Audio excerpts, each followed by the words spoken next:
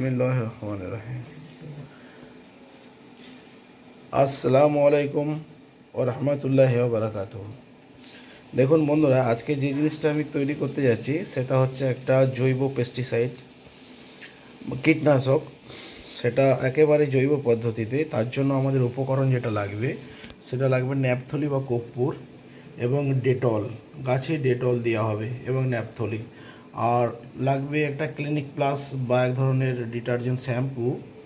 আর লাগবে কিছুটা হাফ চামচ মতো হলুদ গুঁড়ো আর তুলসী পাতা। আর লাগবে একটু ভিনিগার বা অ্যাসিটিক অ্যাসিড, তুলসী পাতা, হলুদ, ক্লিনিক প্লাস, শ্যাম্পুর পাউচ প্যাক, ডেটল আর ন্যাপথলি। প্রথমে আমরা প্রসেসিংটা হবে, ন্যাপথলিটা আমরা গরম জল ফুটছে, এখানে গরম জল ফুটছে, 500 গ্রাম গরম জলকে ফোটানো হচ্ছে। এই ফুটন্ত জলে আমরা ন্যাপথলি দিয়ে দেবো 4টে কি 3টে বল আমরা দিয়ে দেবো ন্যাপথলির। এই বলটা যখন ফুটে আসবে, গলে যাবে, তখন আমরা ডেটল নামিয়ে নিয়ে ডেটল দিয়ে নেব এবং হলুদটা দিয়ে নেব এবং তুলসী পাতা। আর এটাকে প্রিজারভেশন করার জন্য ভিনিগার দিয়ে দেবো, কারণ এতে একটা জৈবিক পদার্থ হলুদ এবং তুলসী পাতা আছে। অবশ্যই এটা সংরক্ষণের প্রয়োজন হবে। কেমিক্যাল ছাড়াও দুটো জৈবিক পদার্থ রয়েছে। এই জৈব পদার্থ থাকার জন্য আমাদেরকে ভিনিগার ইউজ করতে হবে। ঠিক আছে বন্ধু, ভিডিওতে চলে আসছি। দেখুন এখানে আমার জল ফুটছে। জলটা ফোটাকালীন অবস্থায় আমরা ন্যাপথলির বলগুলো দিয়ে দেবো।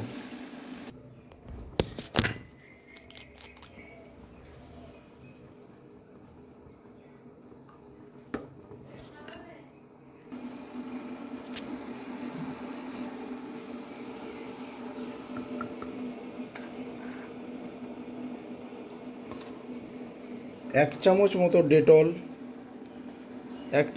ডেটল দিয়ে নেব, নিয়ে জলটাকে একটু ফুটতে দেবো।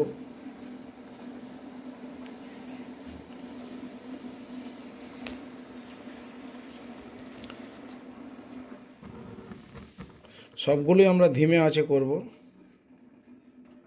হ্যাঁ বন্ধুরা, দুটো ক্লিনিক প্লাস আমি শ্যাম্পুটা চুজ করেছি। এই ক্লিনিক প্লাস শ্যাম্পু দুটো আমরা এই জলে দিয়ে নেব। দেখুন আমি দিয়ে দিচ্ছি।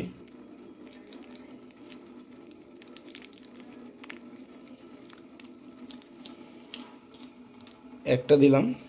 এগুলো মূল্য 1 টাকা করে নেয় আমাদের এদিকে। এবার রঙটা কিন্তু লাল হয়ে যাবে।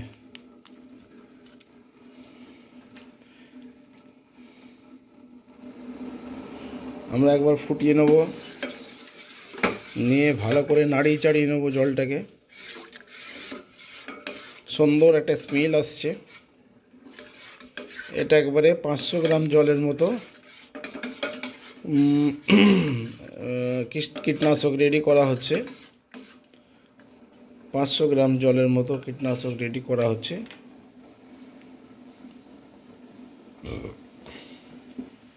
এবার আমরা এটাকে নামিয়ে নেব। এটাকে আমরা ওভেন থেকে নামিয়ে নেব।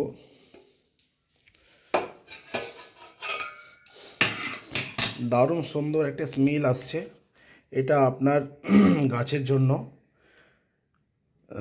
গাছের পোকামাকড় আক্রমণ, যেরকম আপনার লাল মাকড়, মাইটস,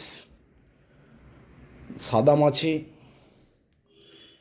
এই ধরনের বিভিন্ন ধরনের পিঁপড়ে, ব্যাকটেরিয়া, ফাঙ্গাস, যেহেতু হলুদ দেওয়া আছে এবং ডিটারজেন্ট বা ক্লিনিক প্লাস শ্যাম্পু দেওয়া আছে, এটা আপনার অ্যান্টি ফাঙ্গাস, অ্যান্টিব্যাকটেরিয়া এবং পিঁপড়ে নাশক।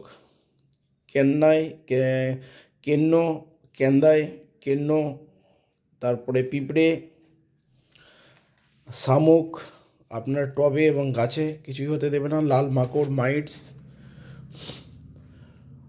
এবং বিভিন্ন প্রজাপতি পিঁপড়ের আক্রমণ, পোকামাকড়, শামুক, পিঁপড়ে, ব্যাকটেরিয়া, ফাঙ্গাস নিমাটোড সমস্ত কিছু রোধ করা সম্ভব। এটাকে আমরা ব্যবহার বিধি, এটা আমরা সংরক্ষণ করতে পারি। এটা 1 সপ্তাহের মধ্যে ব্যবহার করলে আমাদের কোনো রকম সংরক্ষণের প্রয়োজন হবে না। যদি 1 সপ্তাহের বেশি সময়ের পরে ব্যবহার করে থাকি তাহলে এটা আমাদেরকে সংরক্ষণ করতে হবে। সংরক্ষণের জন্য আমরা ব্যবহার করব একটা জৈবিক জিনিস, সেটা হচ্ছে ভিনিগার, অ্যাসিটিক অ্যাসিড। এই অ্যাসিটিক অ্যাসিডটা আমরা ঠান্ডা হলে 2 চামচ দিয়ে নেব।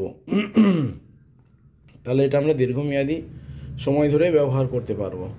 গাছের জন্য আমরা ডেটল যা ব্যবহার করলাম, ক্লিনিক প্লাস শ্যাম্পু, তুলসী পাতা, হলুদ, ডেটল আর ভিনিগার ব্যবহার করা হয়নি। ভিনিগার একটু জলটা ঠান্ডা হলে দিয়ে নেব।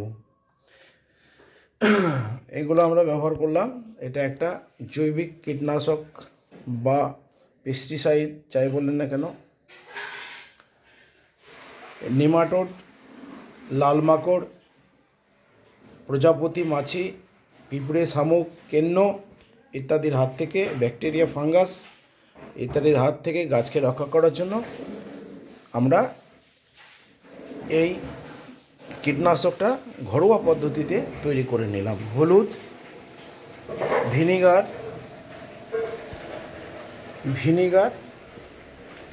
ক্লিনিক প্লাস শ্যাম্পু, কর্পূর বা ন্যাপথলি আর আপনার ডেটল, এগুলো আমরা ইউজ করে জিনিসটা তৈরি করলাম। এরপর এটাকে আমরা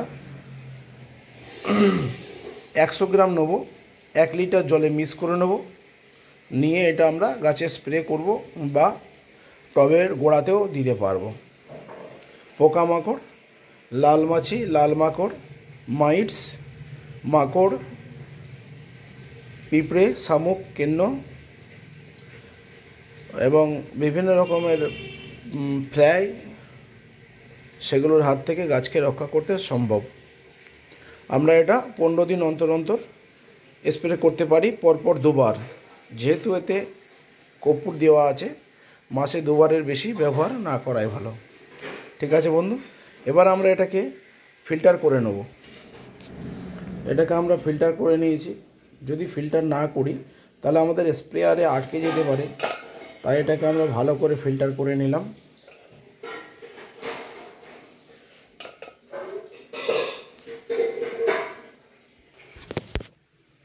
আমরা 2 চামচ মতো ভিনিগার ইউজ করে নেব।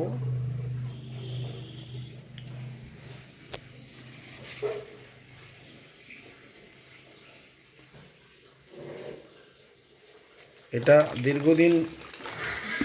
দীর্ঘদিন আমরা যেহেতু এটাকে আমরা সংরক্ষণ করব, তাই জৈব পদার্থ হলুদ এবং তুলসী পাতা দেওয়া হয়েছে, তাই এটাকে আমরা ভিনিগার দিয়ে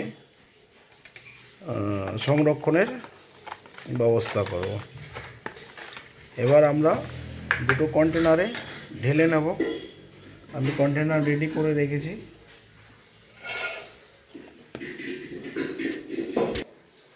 ফিল্টার করার পর এই কন্ডিশন আসছে। সম্পূর্ণ প্রক্রিয়াটি শেষ হলো। শেষ হওয়ার পর এটাকে আমরা বোতলবন্দি করে রাখলাম। এটাকে আমরা দীর্ঘমেয়াদী সময় ধরে ব্যবহার করতে পারবো। সম্পূর্ণ প্রক্রিয়াটি শেষ হলো। আর এই আমাদের বোতলবন্দি কন্ডিশন। দেখুন, 2টো বোতলে আমরা বন্ধ করে রেখেছি, আর একটা বোতলে মাল আছে, সেটা আমি বোতল কন্টেনার না হওয়ার জন্য করিনি। মোট 3 বোতল হয়েছে। ঠিক আছে বন্ধু, এই বলে ভিডিও থেকে আসছি। বারবারের মতো লাইক, শেয়ার, কমেন্ট করবেন এবং ভালো লাগলে চ্যানেলটা সাবস্ক্রাইব করবেন। জৈবিক পদ্ধতিতে পেস্টিসাইড, অ্যান্টিফাঙ্গাস, অ্যান্টিব্যাকটেরিয়া তৈরি করা হলো। এটা আমরা এবার 2 চামচ নিয়ে 1 মগ জলে, 1 লিটার জলে 2-3 চামচ নিয়ে 1 মগ জলে বা 1 লিটার জলে নিয়ে স্প্রে করব গাছের পাতার নিচের দিকে এবং উপর দিকে। এই বলে ভিডিও থেকে আসছি। খোদা হাফেজ। চ্যানেলটা সাবস্ক্রাইব করবেন। আপনারা দেখতে দেখতে ভুলে যান চ্যানেলটা সাবস্ক্রাইব করার কথা। চ্যানেলটা সাবস্ক্রাইব করুন, ভালো লাগলে লাইক করবেন। খোদা হাফেজ।